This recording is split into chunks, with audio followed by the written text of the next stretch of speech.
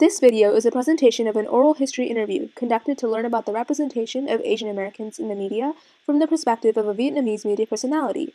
Our interviewee, Vivian Do, is from Vietnam. She immigrated to the U.S. during 2005 for higher education and better job opportunities. Most of the Vietnamese living in America today migrated to the U.S. after 1975, which marked the end of the Vietnam War. The Vietnam War was a conflict that started in the year of 1955 between North Vietnam and South Vietnam because of North Vietnam's interest in spreading their communist influence over the South. The U.S. was an ally of the South Vietnam. U.S. forces were defeated when forced to withdraw in the year of 1973, which led to the unification and communist control of North and South Vietnam. As a result of the war, many Vietnamese refugees known as the First Wave who resisted the communist takeover escaped to the U.S. in 1975. Vivian tells us that she was fortunate that she didn't have the struggle of the other Vietnamese immigrants who came here after 1975. The Vietnamese community had already been established for the newer wave of immigration, like Vivian. Good afternoon, everyone. My name is Fabiata Varavali. I'm a student at Santa Clara University, and I'm here with Vivian Do. Today is August 24th, 2017, and we're at Santa Clara University. So Vivian, may I ask you when and where you were born? Okay, so I'm not gonna tell you my age, but I was raised and born in Ho Chi Minh City, Vietnam, and during 1980s. And what is your role and how are you specifically involved in Vietnamese media? Like, how do you promote it? Or what's your... Yeah, so we have different stations right now in San Jose City, in the Bay Area. So the network I'm in is called VTV Television Network. It's one of the strongest and the biggest right now, and we have the most beautiful station.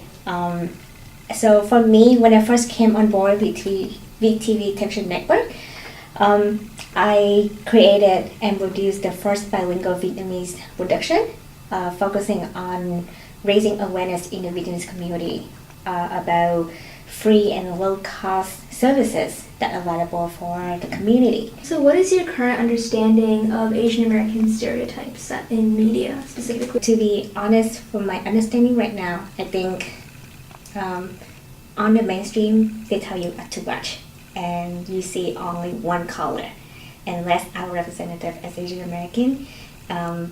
Otherwise, that on YouTube we can see a lot of not just discriminate against anyone, but everyone can choose what to focus and what to watch, and we don't need to worry about who tell us what to watch on YouTube. Mm-hmm. Yeah. So do you think that there's like a lot of over-exaggeration of, for example, maybe a Vietnamese man or a Chinese man is playing like an acting in a movie or something? Do you happen to see that a lot? Yeah, I mean, we heard a lot of movie how they hire an actress who is white to portray a Mexican person, or it's a Japanese animation that's being created by white people. So we heard that a lot, and it's happening. Mm-hmm. And like Hollywood make it happen, and sometimes they hire an Asian person to portray a role in Hollywood movie, but we see it's so typical, such an ugly Asian person, or like bad at driving, for example. So that's the degree of exaggeration we see. However, if you watch YouTube in general, we see like, oh my God, a lot of Americanized, Asian Americanized people. We are more than just like a mainland person, or we just like good at math or bad at driving. Right. Yeah, and we're so beautiful, and we want to show the world that there's the audience out there, and we need more representative in the Asian Americans. Mm-hmm. Yeah.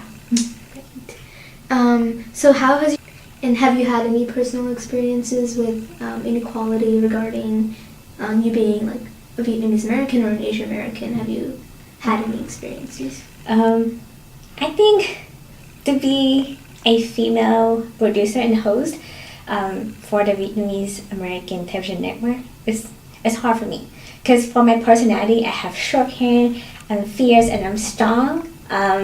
So when I work in the Vietnamese American media, the staff and the co-workers, they prefer the host that be more graceful, gentle, and poised, But for me, I like to communicate with my guests or my staff a little bit more informal and understand them as who they are, or so that we can open up dialogue when we do the interview or on the show.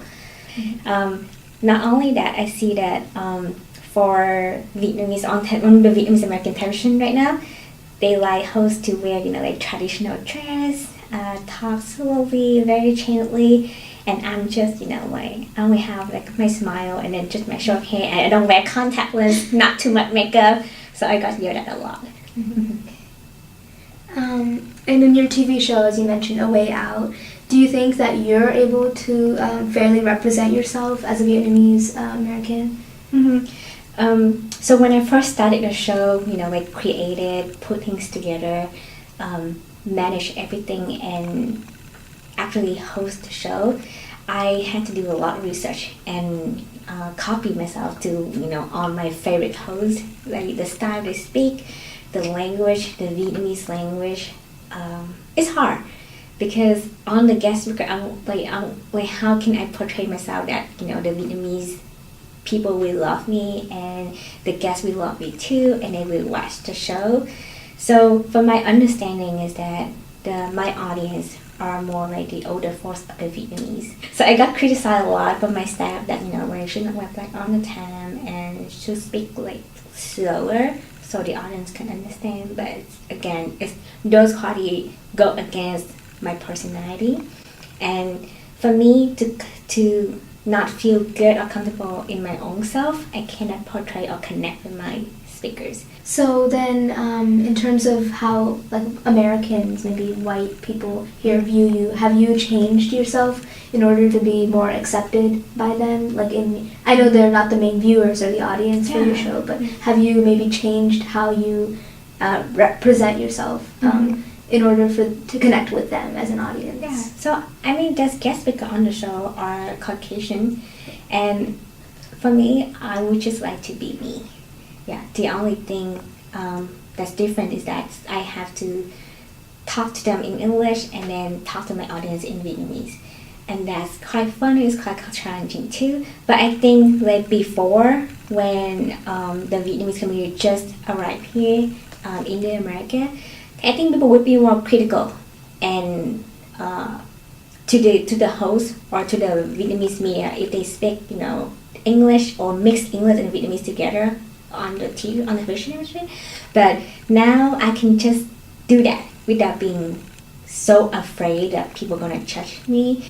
So you definitely think that there has been a change in how the audience I think now people are more open-minded and accepting and forgiving more to the host if they're not so good with their Vietnamese language. Or I think that's a good change. That's good. So it was great hearing about what you really think about representations of Asian Americans in the media. So I guess for the future, what types of recommendations do you have for media representations of Asian Americans? It's not just about money or the people, but it's about, let's say that if there's a murder case happen around here and in our Asian American community, and if we don't have the local media to come in and portray that story, someone else gonna tell a different view from that story, right? So we heard that all the time, right? It's a black man killed a white person, or it's an Asian person, killed a white pedestrian or something like that. So if you don't want other people to tell your story differently or portray it in a way that you don't want it, you just have to do it yourself. And I think for YouTube right now, I'm thankful that it's the platform that everyone can join. Everyone can do it. Everyone can take a shot, and just do it. Just try it. So then, how do you think maybe like Caucasians can kind of improve media representations? And do you think they need a better understanding, or do you think they already have that? So, we all have the understanding, right? It's just whether or not we take the action to do it, right? It's not about lack of knowing, it's the lack of doing it. So I think it takes a long way, especially now, in this era, to do it. So if someone else don't do it, we, the next generation, just keep doing it.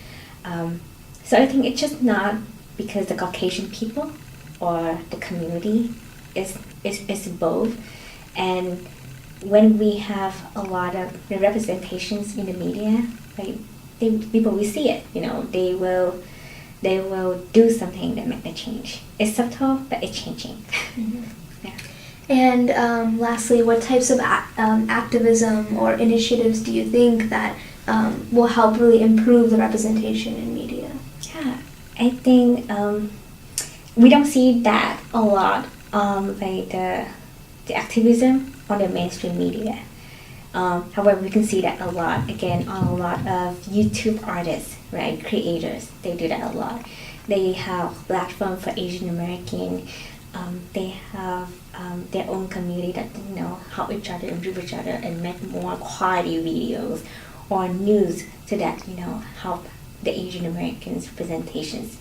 So I think we just need to not just focusing like the activity in America, but also like in the homeland country or anywhere in the Asia, we just need to like increase that representation. Everyone just do it again, just making like silly video and stuff like that. It still help, and that will increase more the representation of the Asian American in the media in general, not just the Hollywood.